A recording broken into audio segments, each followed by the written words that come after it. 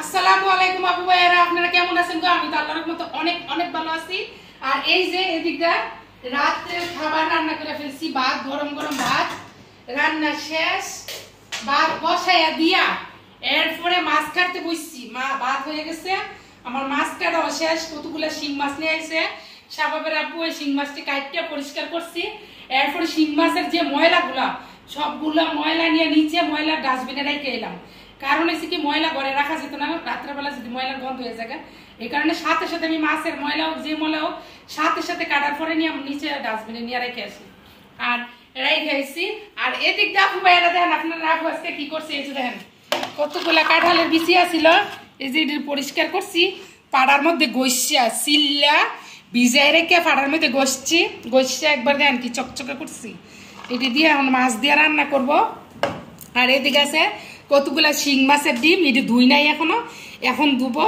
আর আমি মাছটি কাটতেই গোসল ঢুকে গেছিলাম, গোসলটা কইরা আইলাম। এখন খালি শিং মাছের ডিম গুলা ধোয়া বাকি রয়েছে। আর এদিক দিয়ে দেখেন কতগুলা শিং মাছ একবারে পরিষ্কার করে রেখে গেছি।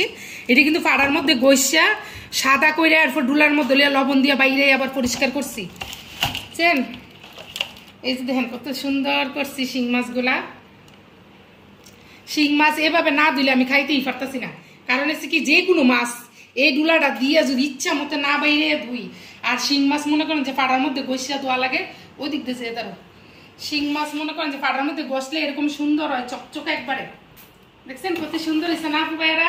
শিং মাছগুলা একবারে চকচকে করে ফেলছি। আর এটা দিয়ে ধুয়ে নিচ্ছি একবারে। এখন ফ্রিজে কতগুলা রাখবো আর কয়েকটা রান্না করব। আর শিং মাছের ডিম দিয়েছে না, এটি চাকনির মতো লইয়া ছোট্ট একদম পিচি পিচি ছিদ্র একটা চাল নিয়ে সেই চালিটার মধ্যে লইয়া ধুমু, ঠিক আছে? এটি এখন দিয়ে নিবো। আর কাঁঠালের বিচি দিয়ে শিং মাছ দিয়ে রান্না করবো। আর হচ্ছে ইলিশ শুটকি দিয়া কচি কচি ডাটা দিয়া আর কতগুলা কাঁঠালের বিচি দিয়া আলু কুচি কুচি করে দিয়া এরপরে ইলিশ শুটকি দিয়া বুনা করবো কচি ডাটা দিয়ে। কিন্তু ইলিশ শুটকি দিয়া আমরা দেশে একটা ভর্তালারা দেয়, সেই মজা লাগে, ঠিক আছে? আর কাঁঠালের বেশি বেশি করে দিয়ে ভর্তালাটা একদম পুরা পুরা করে দিমু। কাঁচামরিচ বেশি বেশি করে ফালি করে দিয়ে দিমু। কাঁচামরিচের ঝালটা ভর্তালার মধ্যে ভালো লাগে, এই কারণে বেশি করে কাঁচামরিচ দিয়ে ঝাল ঝাল করে একদম পুরা পুরা করে ইলিশ শুটকি দিয়ে একটা ভর্তালারা দিমু। শিং মাছের ঝোল করমু, শিং মাছের ডিম ভাইজা দিমু। আর গরম ভাত যেহেতু হয়ে গেছে আর কোনো সমস্যা নেই, আমি এদিক দিয়ে এটি গুছাই নিই। আপু ভাইরা কতগুলা বক্সে বইরা বইরা ডিপে রাখমু, কারণ পরিষ্কার এরকম পরিষ্কার করে রাখলে বক্সে বইরা ডিপে রাখলে খাওয়া যায় যে কোনো সময়। বাচ্চারা মনে করেন যে একটু শিং মাছের ঝোল বা একটু শিং মাছ বুনা করে দিলে স্কুল থেকে আসার পরে তাড়াহুড়া করে একটা কিছু করা যায়। এই কারণে একবার আমি মনে করেন যে মাছ আনলে একদম ক্লিন করে রাখি, যাতে মাছটা পরে আর এত ঝামেলা না করে, ঝামেলা না হয়, যাতে বারবার আবার ধোয়া লাগে এই সেই। এই কারণে একদম ক্লিন করে রাখছি। এখন বক্সে বক্সে রাইখা দিমু। আর কতগুলো এখন শিং মাছের ঝোল করবো, শিং মাছের ঝোলটা বসাই দিই।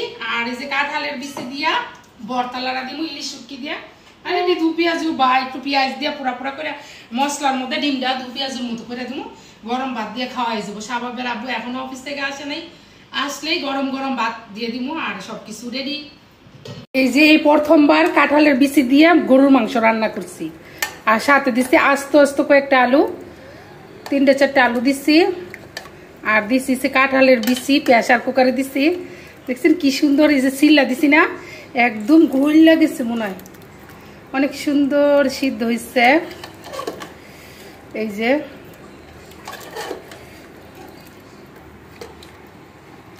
এই যে গরুর মাংসের হাড় আর মাংস একসাথে রান্না করছি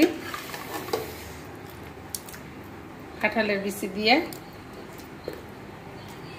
আর শিং মাছের ঝোল করছি। আর সিলা কাঁঠালের বিচিগুলা দিয়ে গরুর মাংস রান্না করছি। আর শিং মাছের ডিম ভাজছি।